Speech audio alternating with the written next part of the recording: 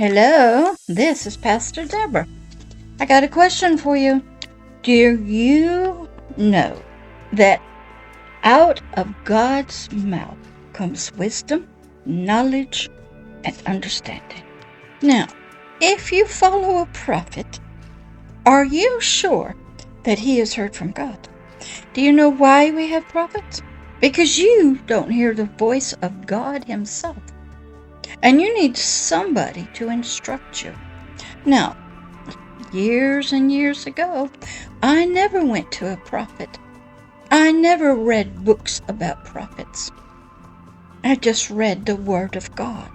And then I prayed that God would open my ears and my spiritual mind to His voice and to talk to me when I'm not praying to Him. Talk to me when I don't expect it. Like maybe if I'm brushing my teeth, taking a shower, sleeping. But I had to learn that out of God's mouth, that means His word spoken, could be through a prophet, could be through the sun or the stars, nature, a friend. Do you know that my dad came to me one time and spoke to me that God said to him that what I was doing in the prisons was not of Him. I was in the flesh. So when you're in the flesh, you're doing things your way, your culture's way, your tradition's way, your religion's way, your faith way, maybe the way that you think you're supposed to do it. You can't hear from God. I couldn't.